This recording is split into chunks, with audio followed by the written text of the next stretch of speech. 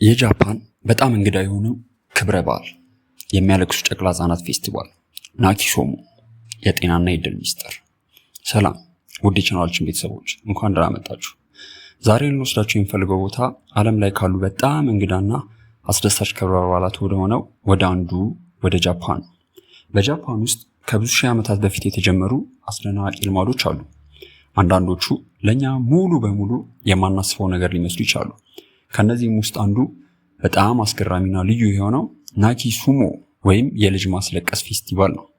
ዛሬ ይህን ልዩ ፌስቲቫል እንመረምራለን። እስቲ ያስቡት፣ በጃፓን ቤተ መቅደስ ውስጥ ሆናችሁ የሱሙ ታጎች በእጆቻቸው ላይ ጨቅላ ህፃናት ይዘው እና የክብረ በዓሉ ዋና ዓላማ ደግሞ ህፃናቱን ማስለቀስ ነው። አዎ በትክክል ሰምታችኋል። ይህ የሚያለቅሱ ጨቅላ ህፃናት ፌስቲቫል ወይም ናኪሶሙ ይባላል። ለምን ህፃናት ሲያለቅሱ ይከበራል? ይህ ከ400 ዓመታት በላይ ያስቆጠረው ጥንታዊ በዓል ከጀርባ ያለው አስገራሚ ታሪክ ምንድነው ለምትሉ ለጤና እና ለጥሩ ድል ነው ይላሉ። ዛሬ ሁሉም ነገር አብረን እናያለን። ናኪሱሙ በየዓመቱ በአብዛኛው በግንቦት 5 በጃፓን የህፃናት ቀን ኦር ችልድረንስ ዴይ አካባቢ በተለያዩ ቤተ መቅደሶች ይካሄዳል። በጣም ታዋቂ የሚያደርገው ደግሞ በቶኪዮ በሚገኘው ታሪካዊ ሴንጆሴ ቤተ መቅደስ ነው። የሱሙ ቀለበት፣ የሱሙ ታጎች እና የህፃን ትዕይንቶች። የውድድሩ ህግ በጣም ቀላል ነው። 2 ጨቅላ ህፃናት ከ6 ወር እስከ 18 ወር ዕድሜ ያላቸው እያንዳንዳቸው በሱሙ ታጎች ተይዘው ወደ ቀለበቱ ይገባሉ። ዋናው ዓላማው መጀመሪያ ማልቀስ ወይም በጣም ጮክ ብሎ ማልቀስ ነው። የሚያለቅሰው ህፃን አሸናፊ ይሆናል ማለት ነው። አዎ ጨቅሎቹን የሚያስለቅሱ አስፈሪ ጭንብሎችን የለበሱ ሰዎች ይኖራሉ። ግን አይጨነቁ፣ ወላጆች እዚያው አጠገባቸው ናቸው እና ሁሉም ነገር የሚደረገው በፍቅርና በጥንቃቄ ነው። ይህ ፌስቲቫል ለምዕራባውያን ሰው በጣም እንግዳ ሊመስል ይችላል፣ ግን ከጀርባው ያለው ታሪክ የጥንት የጃፓን የህይወት ፍልስፍና የያዘ ነው። የጥንት እምነት ክፉ መንፈስን ማስወገድ።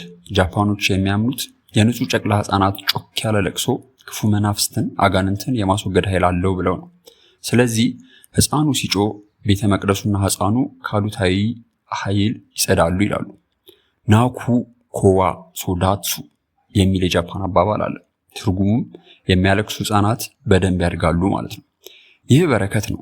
ልጁ ጮክ ብሎ ማልቀስ ችሏል ማለት ጠንካራማ ጤናማ መሆኑን ያሳያል። ለወላጆች ያለው ትርጉም ወላጆች ልጆቻቸው ረዥም ጤናማና እድለኛ ህይወት እንዲኖራቸው በመመኘት ወደዚህ ፌስቲቫል ይመጣሉ። ሲያለቅሱ ማየት የጭንቀት ሳይሆን የደስታና የኩራት ጊዜ ነው።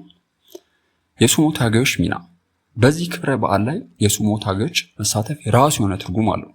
ጥንካሬና ጥበቃን የሚያሳይ ነው። ሱሞ ታጋዮች በጃፓን ባህል ጥንካሬና ጤናን ይወክላሉ። ጨቅሎቹ በእነሱ እጅ መያዛቸው የጥንካሬና የጥበቃ መንፈስ ውስጥ ህፃኑን እንዲሸጋገር ያደርጋል። እነዚህ ግዙፍ ሰውነት ያላቸው ታጋዮች ትንንሽ ጨቅሎችን ለመያዝና ለማስለቀስ የሚያደርጉት ጥረት ማየት በጣም አስቂኝና ልብ የሚነካ ነው።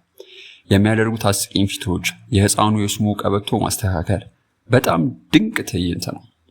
አሸናፊው ኦር የሚያለቅሰው ህፃን በሱሞ ታጋዮች ወደ ላይ ከፍ ተደርጎ ይያዛል። ይህም በረከቱ የበለጠ ይጠነክራል የሚል እምነት አለው። እናም የናኪሱሙ ፌስቲቫል ይሄ ነው። ለአንዳንዶቻችን እንግዳ የሆነ ግን ለጃፓኖች ጥልቅ ባህላዊ ስር ያለው ክብረ በዓል ነው።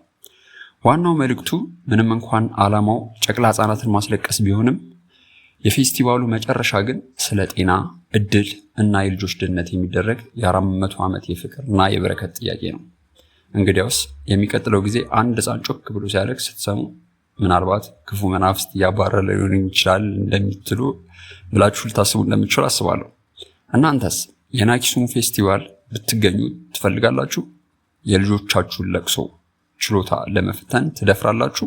አስተያየታችሁን ከታች ባለው ኮሜንት ቦታ ላይ አስቀምጡልኝ። ቪዲዮን ከወደዳችሁት ላይክ፣ ኮሜንት አድርጉት። ለቻናላችን አዲስ ከሆናችሁ ሰብስክራይብ አድርጉና የደውል ምልክቱን ተጭነው በሚቀጥለው ጊዜ እስከምንገናኝ ድረስ ቸር ቆዩ።